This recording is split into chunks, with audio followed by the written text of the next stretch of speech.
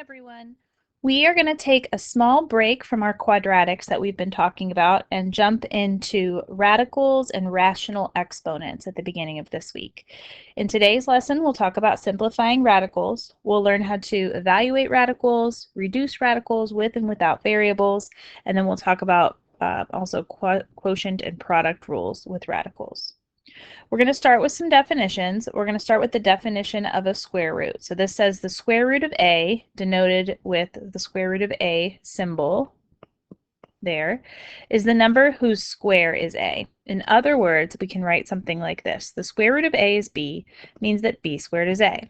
So let me give you an example. If I said the square root of 25 is 5, so we're saying that 25 is our a and 5 is our b in the definition. That's the same thing as saying 5 squared gives me 25. So to calculate a square root, what we're looking for is a number that we can square or multiply by itself to get the number that we see underneath the square root symbol. The next definition is nth roots of a. The nth root of a, denoted with this symbol. So we've got two different symbols here. Notice they're very similar. One, we do not see a number next to the symbol, and the other, we will see a number next to the symbol. That's an nth power that equals a if we're calculating it. In other words, we can see something like this. So common one is going to be a cube root. If I see cube root of 8, and I tell you that that is 2, that means that 2 to the third power, because that's the n value here, gives me 8. So when we calculate a cube root, or we might see a fourth root or a fifth root, some other integer other than just a square root, that means we're looking for a number that if we take it to that power will give me the number underneath. The n value is sometimes called the index. I like to call it the root.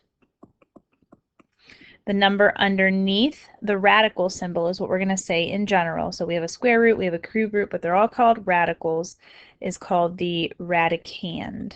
So we're trying to evaluate the root for this radicand value. Next, we have a product rule. The product rule says that if you have two of the same root, you can multiply them together. This is very similar to our exponent rules. For example, if I have the square root of 2 times the square root of 3, this property says that it is still a square root. Notice the n value is the same in all of these. And then we multiply the numbers underneath. So we would get a 6. Or we could say the cube root of 2 times the cube root of 5 gives me the cube root of 10. The quotient rule is very similar. If you have a fraction under a radical, so for example, if I have the cube root of 8 over 27, that's the same thing as the cube root of 8 over the cube root of 27, which again is something that we'll be able to simplify a little bit later. So if we're multiplying with radicals, we can multiply them together. The root stays the same, much like the base stayed the same with our exponent rules, and the number underneath is what the product of the two values is. The quotient rule is just the opposite. If we're dividing two numbers underneath the radical, we can split that into dividing with the numerator and the denominator separately under that same radical. Again, the radical stays the same. All right, so we're going to do some simple evaluating. Some of these you can use your calculator for potentially, so we'll load that up in a minute. Some of these are ones that you might be able to do in your head, hopefully. We're going to start with the square root of 81. So the square root of 81, if I'm evaluating that, we're trying to figure out what number squared gives me 81. And then again, hopefully this is something you can do in your head. What number times itself gives me 81? And the answer is 9. So we say the square root of 81 is 9. 121 is under my square root for the next problem. So we're trying to figure out what number squared will give me 121. I'm going to bring down that negative in front. If I evaluate the square root of 121, again, what number times itself gives me that? I'll have 11. And then this time, because we had a negative in front, We multiply that negative in, so like a negative 1 times 11, and it gives me negative 11 is what that evaluates to. The square root of negative 9. So this means, again, what number squared, what number times itself will give me negative 9. Well, if you think about this, anything squared should always be positive because a positive number times itself is positive and a negative number times itself is also positive. And then 0 is a special case. 0 times 0 is 0. But there's no number that if we square it and multiply it by itself will give me a negative. So anytime you have a negative under a square root, you can say no solution. It's actually an imaginary number, which is something that may come up at a later date for us. But for right now, we're just going to say no solution. There's no real value that evaluates to. If you try to type that in your calculator, it's going to give you an error message. Square root 28. So there we're evaluating what number times itself gives me 28. 28 is not what we call a perfect square, meaning an integer times itself will give me that number, and we'll talk about perfect squares on the next slide. So this is one we're going to use the calculator for. To find the square root in your calculator, you're just going to hit second and then the x squared button, and then type in the number underneath. If you have an older version of the calculator, it might set up a parentheses for you, and then you just end the parentheses before you hit enter. And then your calculator will give you the decimal approximation. So I'm going to say about 5.29 if I round that. Okay. All right, next we're going to look at cube roots. Here we want to find the cube root of 64. So that means we're trying to find what number to the third power will give me 64. What number times itself 3 times will give you 64. And hopefully you're thinking about the answer being 4. Let's look at the next one, the cube root of negative 125. So here we're trying to figure out what number to the third power gives me negative 125. Now you might be comparing this to the problem above where we had a square root with a negative number underneath. Those are always no solution, but cube roots are different. If I'm taking a number to a third power, it is possible to have a negative. A negative number times itself 2 more times, so 3 negatives multiplied together, can give me a negative number. So this does have a solution. I'll show you how to type these in the calculator with this problem. To get the cube root in your calculator, we're going to hit math, and then you can see it's the 4th option down there, right there. Enter. And then we can just type in negative 125. And you can see my answer is negative 5. So you can check that mentally. Negative 5 times negative 5 times negative 5, or negative 5 to the third power, will give me negative 125. In the last problem, we're going to use the quotient rule. The quotient rule says if we have a radical or a square root, in this case, over a fraction, we can separate it into the numerator and into the denominator. And then we can evaluate those separately. Square root of 36 means what number times itself gives me 36, and that answer is 6. Square root of 169 means what number times itself gives me 169, and the answer is 13. If some of these get large and you're not sure, you can always, again, use your calculator to help you with those. It is possible with a square root to get more than one answer, and let me put one of those on here for you real quick. If I said, for example, plus or minus square root of 25, the answer would be positive 5 or negative 5. Now, why am I getting 2 answers? Because of that plus or minus in the front. Square root of 25, meaning what number times itself gives me 25, is 5. But it could also be negative 5 if we see this negative in front, meaning negative 5 times itself would give me 25, and positive 5 times itself would give me 25. So if you do see a plus or minus show up, it just means you're going to have 2 separate answers, one positive, one negative, and sometimes we'll just write it like this, plus or minus 5. Okay, I mentioned a moment ago that when we're talking about radicals, square roots, and cube roots, are mostly what we're going to be focusing on, we have these things called perfect squares. And technically, if it's a cube root, it's a perfect cube, and that's that last column. Perfect squares are numbers that if you take the square root of them, you get an integer. So it's all of these numbers that you see under the square root. This is a great little chart for reference when you're doing these problems. This is definitely something I would make sure I had in my notes, or I would at least print this slide out if you didn't print all of the notes out. Because we're going to be looking for perfect squares when we're reducing these radicals in a little bit. So again, a perfect square is a number that if you take the square root of it, we get an integer out. So these are what we're going to use when we're reducing our radicals, trying to get them into the most simple version. These are numbers that you want to hopefully be able to recognize. So a lot of these we saw on the last page, 81, 169, 121. So you can use this to help you evaluate some of these more common ones.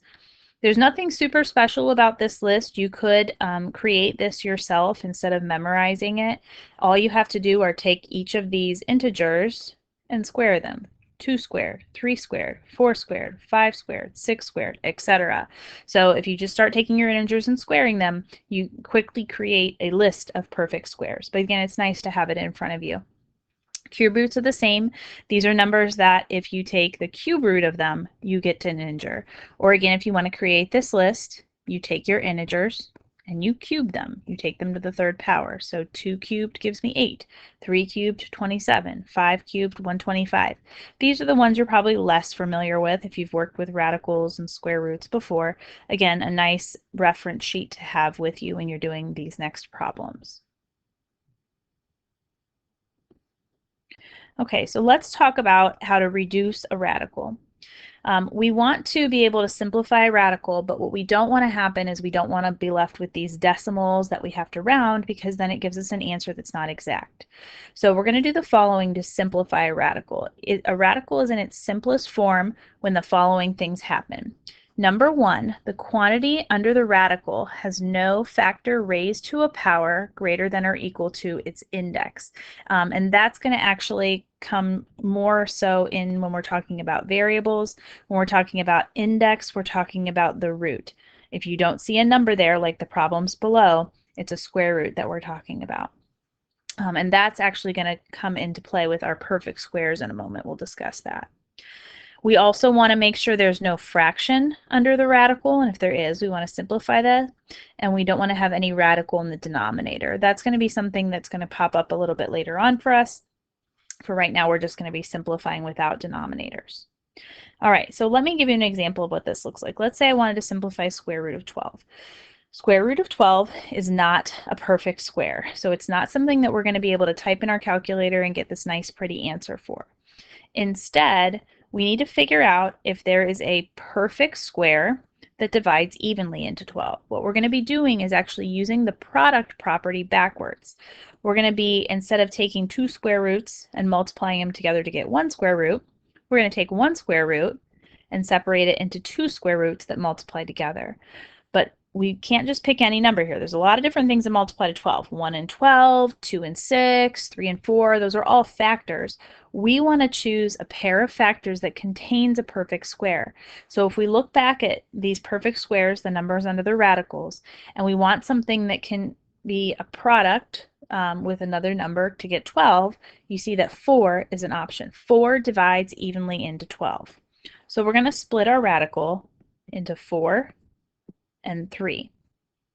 Now technically that 4 is 2 squared.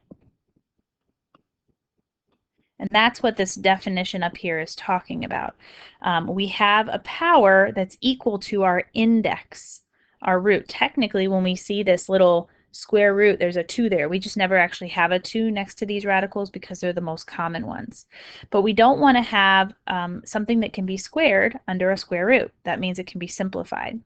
So we just say that the square root of 4 simplifies to 2, and square root of 3 cannot be simplified. And then this would be your final answer. If you wanted to check that that was equivalent to the square root of 12, you could type in your calculator 2 times the square root of 3. You could type in square root of 12 and compare the decimals to see if the decimals match. So let's do another one. We're going to do a few of these. I want to reduce square root 18.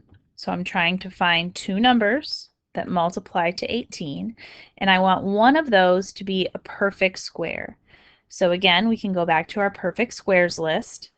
Only the numbers that are smaller than 18 are even going to be applicable here. So 4, 9, 16. 9 is a factor of 18. 9 times 2 gives me 18. The square root of 9, because that's a perfect square, will reduce to 3.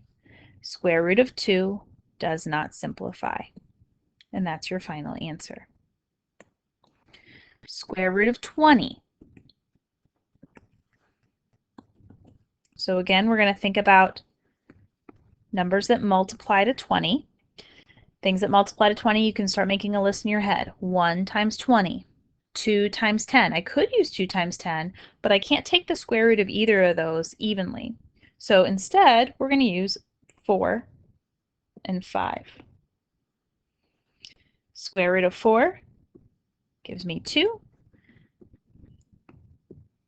Square root of 5 does not simplify. Final answer. Square root of 27. Not a lot of factors of 27, so we don't have a ton of choices here. 9 and 3 multiply to 27. The square root of 9 gives me 3. Square root of 3 does not simplify. Final answer. Square root of 28. So again, let's run through our list of things that multiply to 28. 1 and 28, 2 and 14, 3 doesn't divide in evenly, 4 and 7. 4 is a perfect square. That's what I'm looking for. 4 times 7. Square root of 4 gives me 2. Square root of 7 does not simplify. And I know square root of 7 doesn't simplify because there's no perfect squares that divide evenly into that. If you look at all these radicals we were left with, all the numbers underneath, there's no perfect square, something that's squared, that divides in evenly. So we know our radical is simplified completely. And again, if you want to check any of these, you can type your problem in your calculator, type your answer in your calculator, and make sure the decimals match. Okay, we're going to try a few that are a little larger. I think we'll kind of bounce around here a little bit. We don't need to try all of them. Let's try 80. Square root of 80. So I want to find two numbers that multiply to 80 where one of them is a perfect square.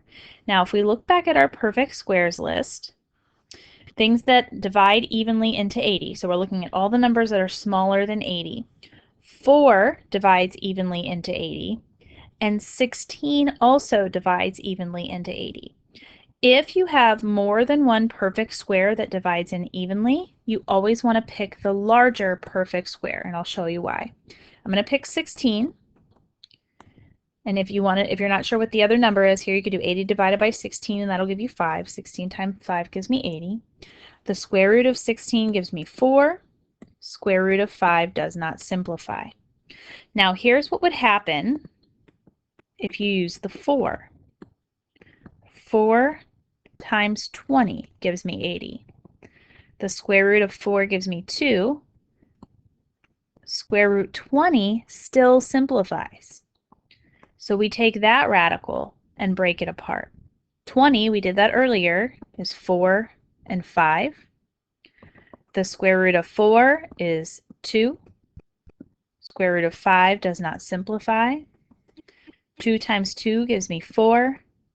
And again, square root 5 does not simplify.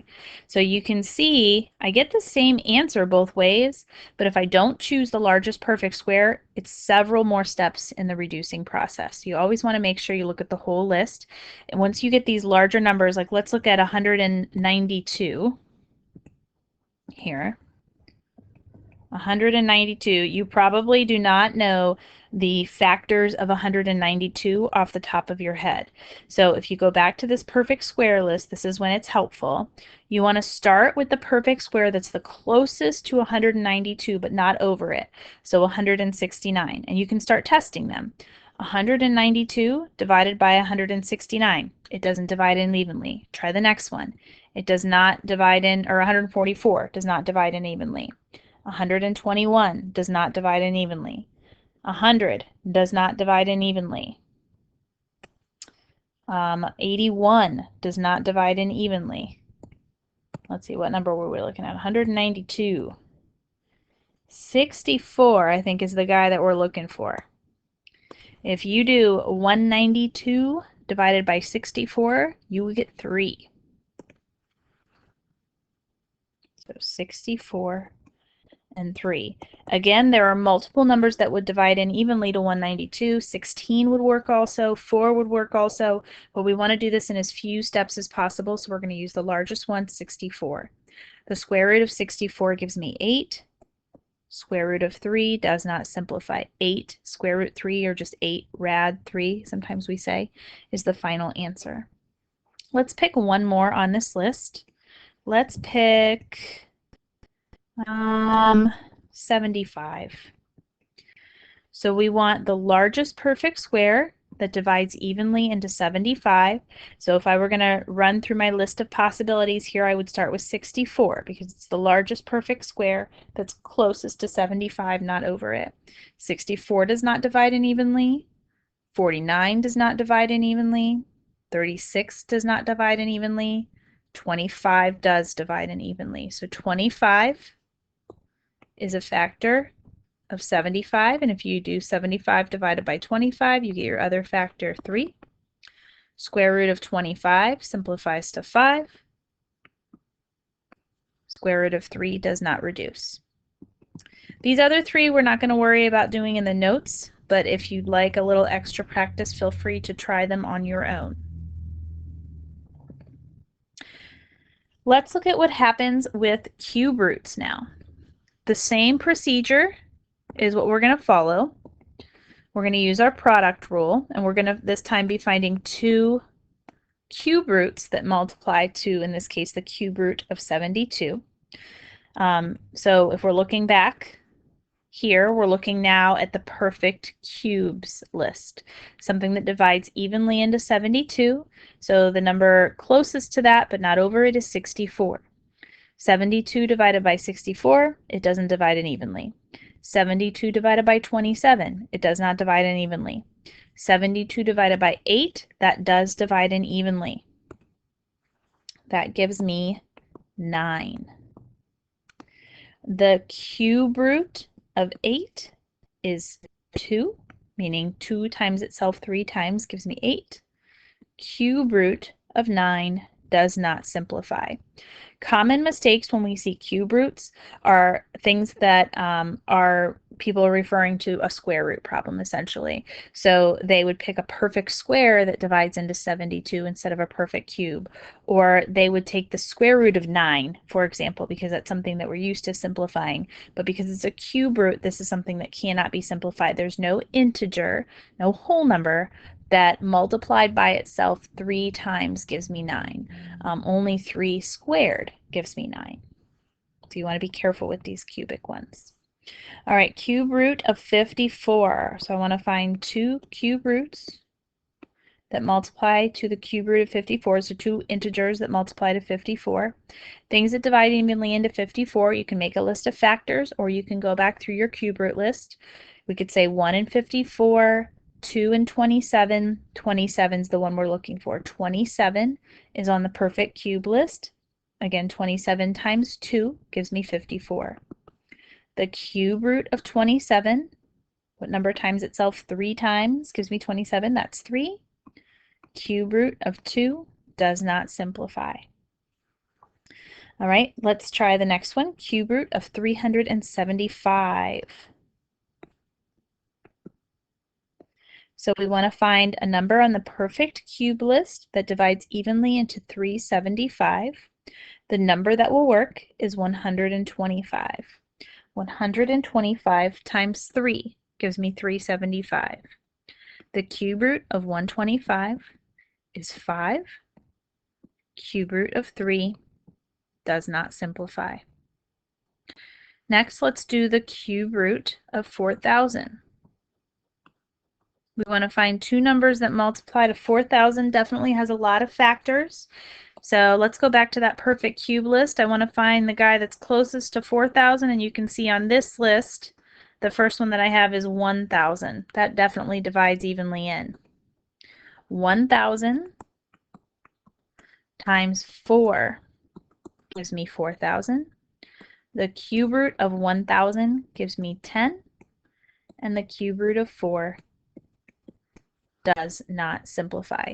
Now I want to say these perfect cube and perfect square lists that we saw there, that's just the start to the list. Those numbers can keep going if you keep squaring numbers, so I don't want you to think that 1,000 is the largest perfect cube. That's just what 10 to the third power is. But if I did 11 to the third, or 12 to the third, or 13 to the third, I would have an infinite list I could create of these perfect cubes. The last one is cube root of 729. I'm going to go back to my perfect cube list, and I want you to notice that 729 is actually on my perfect cube list. So not a number that we see very often, but if you see it as a perfect square or a perfect cube, you can just go ahead and simplify it. In this case, it just simplifies to 9. There's no need to split your radical into separate radicals and create that product situation where you can reduce part of it but not the whole thing. Again, any of these, if you want to check it, you can type the problem in your calculator, you can type the answer in your calculator using that cube root function and see if the decimals match.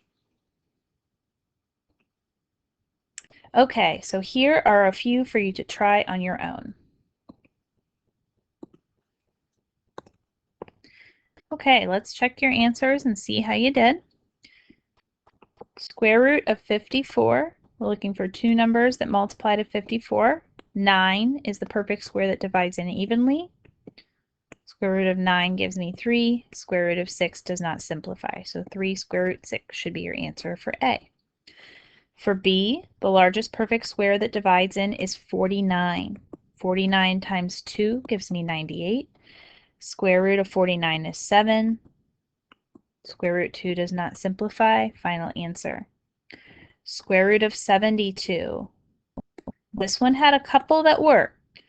4 divides in evenly, 9 divides in evenly, 36 is the largest one that divides in evenly. 36 times 2, so 6 square root 2 is our final answer. 243, the largest perfect square that divides evenly there is 81. 81 times 3 gives me 243. That simplifies to 9 square root 3. The last square root one, largest perfect square that divides evenly into 128 is 64. 64 times 2 gives me 128. Square root of 64 is 8. Square root of 2 does not simplify. For our cube roots, the largest perfect cube that divides into 108 is 27. 27 times 4 gives me 108. The cube root of 27 is 3. And then cube root of 4 does not simplify. Make sure in your answers you're including the little 3 next to the root to say that this is a cube root. If you're not including that 3, it means a square root, and it's actually an incorrect answer, so be very careful there. Cube root of 250 can be broken down into cube root of 125 and cube root of 2. Simplifies to 5, cube root 2. And then finally, cube root of 128. We saw 128 for the square root, but it's going to look a little different here. 64 is also a perfect cube. It's one of the only ones that's a perfect square and a perfect cube on our list. 64 times 2, again, gives me 128. But this time, cube root of 64 will give me 4, and I'll be left with cube root of 2. Okay, so let's move on and see what happens if we have variables under our radicals. To simplify radicals with variables, we're going to break the variable into groups of n, where n is the root, or again, you could say n is the index. That's the word that your book uses. The number of groups is how many variables escape the radical. So I like to think of this kind of like a prison break sort of situation. Any variable not in a group stays in the radical. So let's say we have a wall outside of our prison. We have prisoners in the prison, and the wall is so many people high. How many people high it is the root or the index. Now, if we have a square root like these first four problems, remember there's an invisible 2 here. We're never going to see that written because it's our most common root, but you can think of the root or the index as a 2. So for these problems, let's imagine we have a wall that's 2 people high. That means if they stand shoulder on shoulder, it's going to take 2 people for 1 person to break out, to be able to jump over the wall. So if I have 3 X's that are my prisoners, and I want somebody to escape, I'm going to split them into 2 X's. That'll allow somebody to escape, and then 1 X that will be left over. If I have a group of 2 X's, 1 person escapes. The guy on top. Anybody that was not in a group carries over.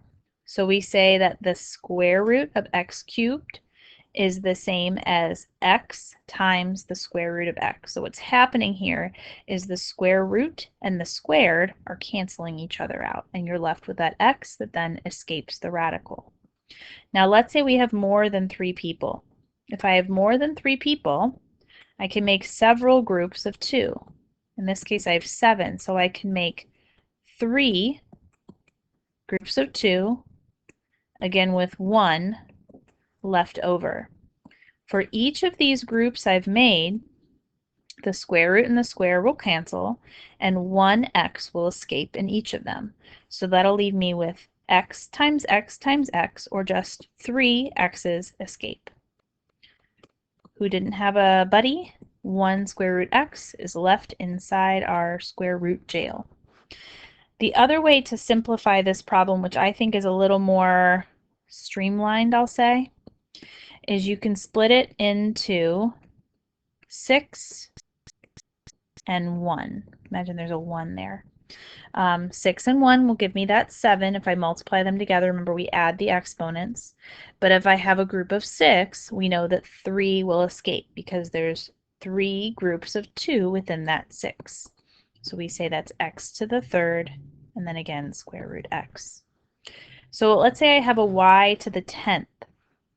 If I have 10 y's, I want to think about how many groups of 2 I can make. I can make 5 groups of 2 with nobody left over. So that simplifies to y to the 5th. And that's our final answer. If you have more than one variable, you can think about each variable piece separately. My x's and my y's. If I have x squared under a square root, I have a group of 2, so 1 escapes and nobody was left over. If I have 9 y's under my square root, I can break that down into 8 and 1. 8 is 4 groups of 2, so that means 4 y's will escape and 1 left over. So again, if I have y to the 9th, I can make 4 groups of 2 with 1 left over. That means 4 escape and 1 y remains in the radical. Okay, let's try a couple more here. Again, these have multiple variables, so I'm going to split them up, and these are cube roots, you'll notice. So we'll do our g's, our h's, and our j's separately, and then we can put them all back together at the end. Again, because it's a cube root now, something's going to change. Instead of my wall being 2 people high, my wall is going to be 3 people high. I need to make a group of 3 for somebody to be able to escape the radical. So let's start with the g's. I have 9 g's. We want to know how many groups of 3 can we make out of 9. Well, we can make 3 groups of 3 with none left over. So this simplifies to g to the third. If I have 8 h's, how many groups of 3 can I make? I can make 2 groups of 3, so 2 will escape. And if I make 2 groups of 3, I will still have 2 left over. So inside my cube root, I will still have 2 h's, h squared. Finally, my j's. I want to know how many groups of 3 can I make from 5. I can make 1 group of 3, and you could always say a j to the first there, and then I would have 2 left over. So hopefully you're seeing the shortcut here. The number of groups that you can make of whatever radical root you have is how many variables escape the radical. Anyone that's left over is inside the radical. Now, when you have multiple variables like this that we've split up, you want to, at the end, kind of merge them all back together. Anything that was under the square root stays under the square root, and anything that's got out of the square root is going to be in the front. So what got out of my square root? I had a g to the third, an h squared, and a j. And now we're using the product rule. I have 2 cube roots multiplied together, so that'll give me 1 cube root of h squared and j squared. And that's our final answer. So let's do one more together here. I've got a lot of variables here. Let's see if we can do this all in one step. But again, you could break it down if you want. I'm going to give myself a little room out front and a little room inside my cube root. Let's start with the a's. I have 5 a's and I need to make groups of 3. I can make 1 group of 3 and I'll have 2 a's left over. Let's go to our b's. How many groups of 3 can I make from 6? I can make 2 groups of 3 and I have none left over, so there won't be any b's inside my cube root. I have 8 c's. I can make 2 groups of 3 and there will be 2 left over. In my d's, how many groups of 3 can I make if I have 11? I can make 3 groups of 3, that would get me up to 9, and then 2 d's left over. Finally, I have 12 e's. How many groups of 3 can I make from 12? I can make 4, so e to the 4th escapes my radical, and no one left over. One good thing to check with these variable problems was part of our definition of simplifying.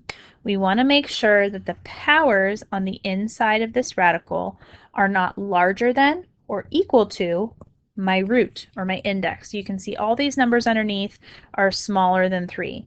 All these numbers underneath are smaller than 3. Even if I had a first power, it would be smaller than 3. But if I had a power that was equal to 3 or larger than 3, that means I could reduce the radical more. I could make more groups of 3 to take outside of our radical. So you always want to look at what's left inside there and make sure the powers are smaller than your root. All right, here's a couple for you to try on your own.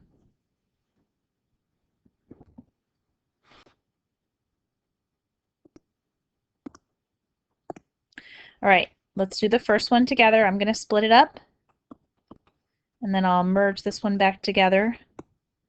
The one on the right, I'll just do in one step, and then you guys can do each of them however you prefer. Here, because I don't see an index, it's a 2.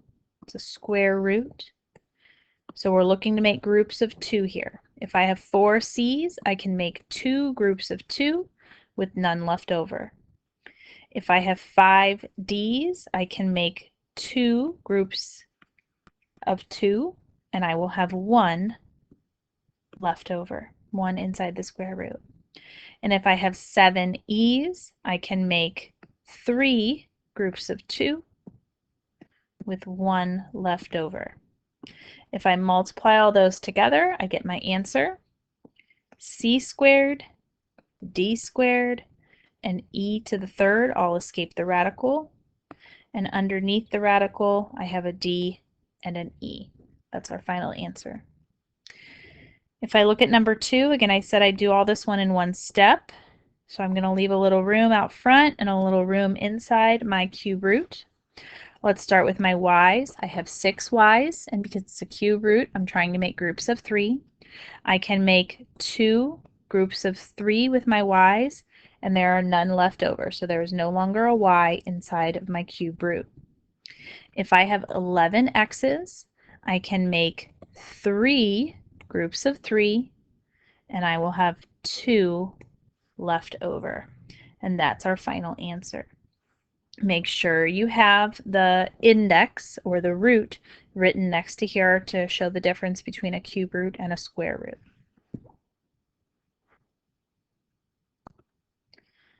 All right, so let's put it all together now. We've got a number and we have variables under these radicals. Let's start with the first one. Square root of 125 times y to the 8th t squared a to the 9th. I'm going to do the number and my variable separately. And then again, we'll put them back together at the end. So let's start with the number. If my number is not a perfect square in this case, which 125 is not, I want to break it down into 2 factors of 125. And remember, we want one of those factors to be a perfect square. So the largest perfect square that divides into 125 is 25, which leaves me with 5. The square root of 25 simplifies to 5. Square root of 5 does not reduce any further. As far as our variables go, we can try to do this all in one step if you want, or you could do them all separately again. Here again, we're trying to make groups of 2. If I have 8 y's, I can make 4 groups of 2 with none left over. If I have 2 t's, I can make 1, so I'll just say t to the first, group of 2 with none left over. Let me get my eraser and give myself a little bit more room there. And then for my a's, if I have 9 a's, I can make 4 groups of 2, and I will have 1 a left over.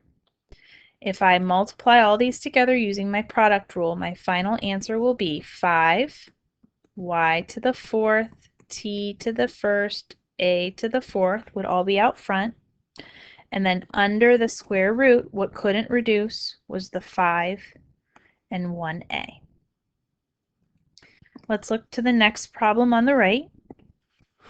Again, I'm going to simplify my number and my variables separately using the 2 different processes we've discussed, and then put them back together at the end. Square root of 68, I need to find the largest perfect square that divides into 68. If we go back to our list, remember you can systematically go through it if you want to. We've got to go back pretty far, it looks like. Oh goodness, we're pretty far in. Okay, so the largest perfect square that divides evenly into 68. 64 does not divide in evenly. 49 does not divide in evenly. 36, 25, 16, 9. I think our biggest one is 4 that we can do there. So 4 times 17 will give me 68. And yeah, no perfect squares divide into 17, so 4 was our biggest one that we could pick. Square root of 4 gives me 2. Square root of 17 does not simplify. All right, let's look to our variables now. Remember, we're trying to make groups of 2. So starting with our x's, I can make 3 groups of 2 with 1 x left over. My y's, I have 18. I can make 9 groups of 2 with none left over. And then finally my z's, I have 22 of them. I can make 11 groups of 2 with none left over. So our final answer here is going to be 2x to the 3rd, y to the 9th, z to 11. All of that escaped my radical. And underneath my square root, I'm left with 17 and x that cannot reduce. Let's do one now with a cube root, putting it all together. So here I have cube root of 88, and then cube root of all of my variables, a to the 3rd, b to the 10th, c to the 5th. Cube root of 88, I want the largest perfect cube that divides into 88, and that's just 8. 8 times 11 gives me 88. The cube root of 8 gives me 2. Cube root of 11 does not simplify. Now for my variables, we're trying to make groups of 3. So if I have 3 A's, I can make 1 group of 3 with none left over. If I have 10 B's, I can make 3 groups of 3, and then I'll have 1 guy left over in my cube root. You can always even put a 1 there if you want. If I have 5 C's, I can make 1 group of 3, and I will have 2 C's left over. Our final answer when we merge all this back together will be 2a b to the third c, and then under the cube root I'll have 11b c squared. And again, you want to make sure under that radical that no power is larger than your root, than your index. And I have a b to the first and a c squared. Both of those are smaller than 3, so I know those variables don't reduce any further. All right, try these two on your own.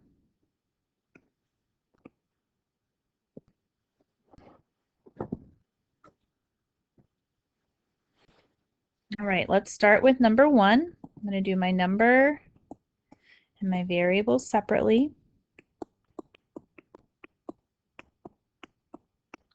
Square root of 80.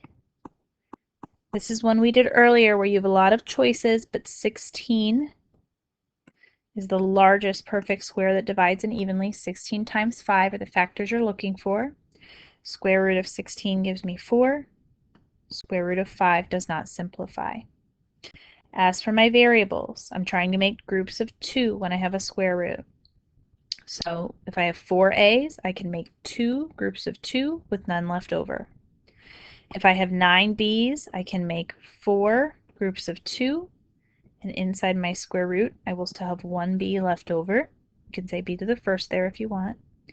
And if I have 6 C's, that gives me 3 groups of 2, again with none left over. So merging all this back together, if I multiply using my product property, I have 4a squared, b to the fourth, c to the third, 5, and b cannot be simplified. In the next one, hopefully the negative didn't throw you off too much. Trying to find 2 things that multiply together to get 54, one of them being a perfect cube.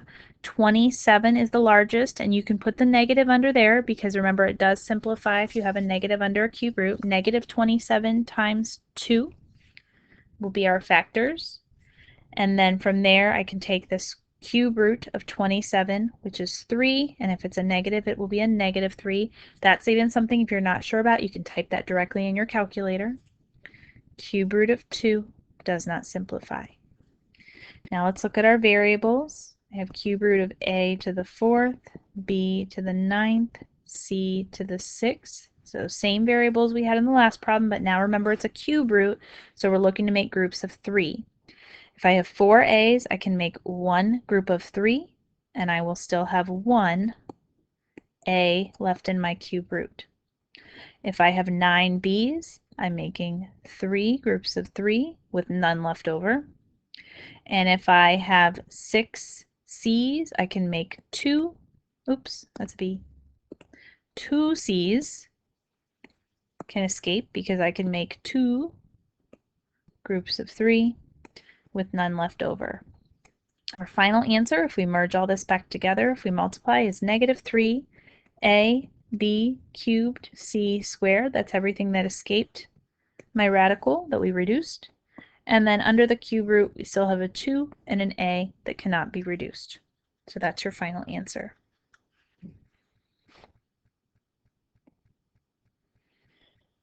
The last thing we're going to look at in this lesson is fractions that contain radicals. You're going to reduce the radical to start, just as we've been practicing. So let's start with the square root of 24. Square root of 24 can be broken down, and I'm going to write everything else down here again, into 2 factors of 24. Remember, one of those we want to be a perfect square, so we're going to use 4 and 6. Square root of 4 we can simplify to 2. Square root of 6 does not simplify, and I'm just going to bring everything else down. Then in a fraction, if every term has the same coefficient or coefficients that are all divisible by the same number, you can reduce the fraction. So here they're all 2's, which means they're all divisible by 2. If I divide each of these by 2, I'm reducing the fraction. Negative 2 divided by 2 gives me negative 1. 2 divided by 2 gives me 1, which sometimes we don't even write that. So we can write 1 square root 6, or you can just write square root 6. And then all divided by 2 divided by 2 would also give me 1. So most of the time, if you see all these 1s, you're just going to see negative 1 plus and minus square root 6. We won't put the 1 in front of the radical, and we won't put a 1 in the denominator. And notice we have plus and minus here showing up. I mentioned this earlier in the lesson. That means we're actually seeing two different numbers written, two different solutions eventually this will represent. Negative 1 plus square root 6 would be an answer, and negative 1 minus square root 6 would be an answer if we see that plus or minus. Let's try the next one. We're going to reduce our radical first. So square root 75. I need to break down into factors of 75, where 1 is a perfect square. The largest perfect square that divides evenly into 75 is 25. 25 times 3. The square root of 25 gives me 5. Square root 3 does not simplify. And my denominator is 5. Now we want to look at the coefficients of every term, and it has to be every term in the fraction. These are all divisible by 5. Let's pretend that denominator was a 4. Then they would not all have a common factor, and you would not be able to reduce. Okay, but these all do have a common factor of 5. So I'm going to divide all 3 of those by 5 to reduce my fraction. Negative 10 over 5 gives me negative 2. 5 divided by 5 gives me 1, which we usually don't write. So that'll leave me with a square root 3. And then in my denominator, 5 divided by 5 would give me a 1, which again we don't usually write. So our final answer is negative 2 plus and minus square root 3, which means two different things. Negative 2 plus square root 3 and negative 2 minus square root 3. If you wanted to check that, you could type those two things in your calculator and then type the original problem in your calculator, once with the plus and once with the minus, and you would see that you get the same decimal twice. So that's how we check these answers. Or again, using decimals with our calculator and making sure our problem matches our answer. Okay, so let's look at a couple more with radicals, and then you'll have an opportunity to finish this up by practicing with these. If, again, you have a radical over a fraction, you can split it into the numerator and denominator. This is our quotient rule. Now, cube root of 64, hopefully you're recognizing that that's a perfect cube. So my denominator simplifies just to 4. In the numerator, we can simplify our variables by making groups of 3. So let's start with our m's. If I have 4 m's and I want to make groups of 3, I can make one group of 3, and I will have 1 m left over. And again, you could put powers of 1 there if you want. If I have 9 n's, I can make 3 groups of 3, and I have no n's left over. So there is our final answer. Last one, I have again a square root that we can break down. So it's going to be 7 times my 2 factors of 45 minus 3 over 12. Everything else I'm just bringing down. The largest perfect square that divides into 45 is 9. 9 times 5 will give me 45. Square root of 9 can simplify now to 3. And I'm going to bring everything else down.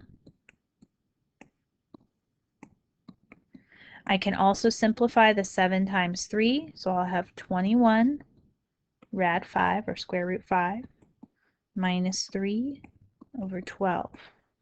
Now let's look at all of our coefficients. Oop, I wanted a different color there, maybe. Here we go. 21, 3, and 12. All of those numbers are divisible by 3, so we can reduce. 21 divided by 3 gives me 7. Square root 5 does not simplify. 3 divided by 3 gives me 1, and because there's a subtraction in front of it, it's important to put that 1 there. We don't want to lose that term completely. And 12 divided by 3 gives me 4. So this is our final answer. Okay, the last two problems are yours to try.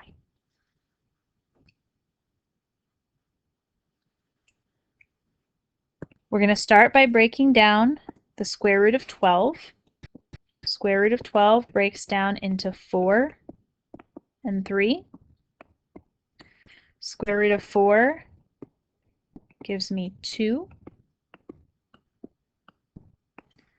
And then all of our coefficients in this fraction are divisible by 2. So the final answer is 3 plus and minus 1 square root 3, or just square root 3, all divided by 1. And again, we don't need to write that something's divided by 1 because that doesn't change it. So this is your final answer. In the next problem, square root of 21, we're trying to break that down. I'm hoping that you notice there is no perfect square that divides into 21. So we're going to leave that there. The only thing that you can do in this problem is reduce the coefficients. 40, 15, and 5 are all divisible by 5. So the final answer here will be 8 square root 21 minus 15 divided by 5 is 3. And then again in the denominator, we have 5 divided by 5, which would be a 1. We don't usually write that, so we leave our answer like this. 8 rad 21 minus 3 is